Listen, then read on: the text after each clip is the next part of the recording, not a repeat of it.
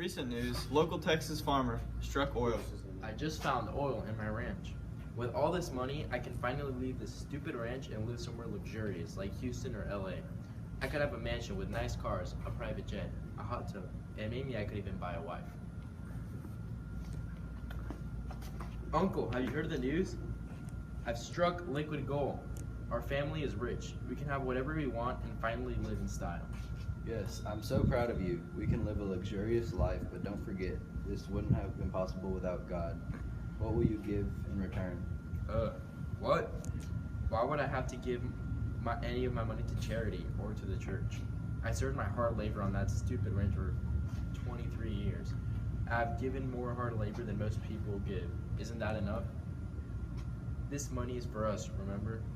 We don't have to give it to anyone else. You're becoming too attached to these things. You make money sound like it is happiness. Money does make me happy, I know. I'll be riding one of those hoverboard things.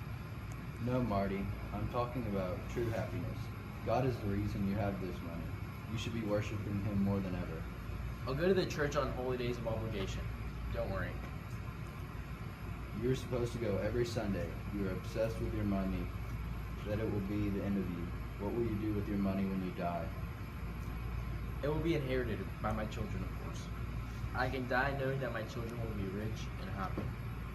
Yes, but what if you die tomorrow? All this money would be a waste, and you've given nothing to God. Well, what is the chance that I die today? There is no chance. I don't need you bringing me down, Uncle. Leave me alone. News, local Texas billionaire was found dead, struck by lightning.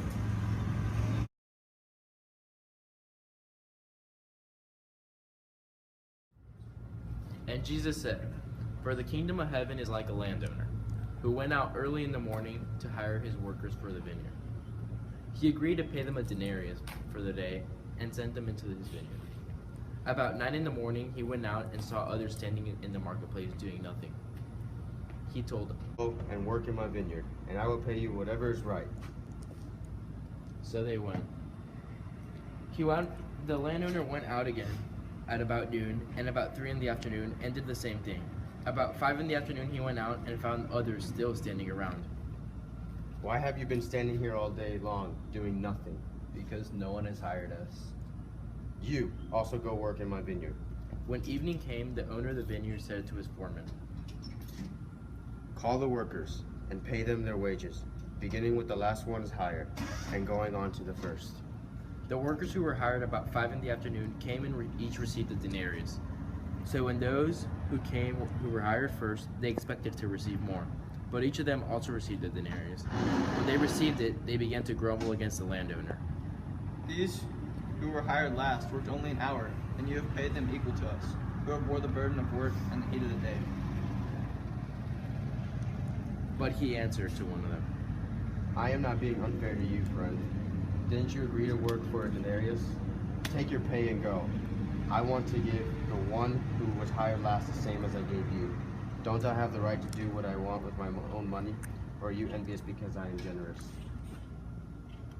And Jesus said, "So the last will be first, and the first will be last."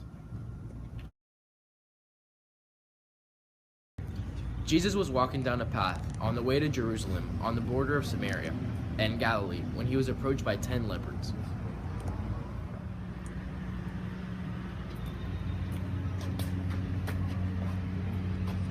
Jesus, Master, have pity on us. Go show yourselves to the priest.' The leopards did as Jesus had instructed. When one of the leopards had realized he had been healed, he came back to Jesus to thank him. Thank you, Jesus. 'Were not all 10 cleansed? Where are the other 9? Has no one returned to give praise to God except for this foreigner? Rise and go. Your faith has made you well.' Jesus is happy with the one leper that came back to thank him. In this parable, Jesus is trying to tell us we all need to be thankful, especially for what we have. Most people are like the other 9 leopards. They take their gifts, but forget to thank. But we are called to be like the one leper that came back. We are called to be thankful for our gifts.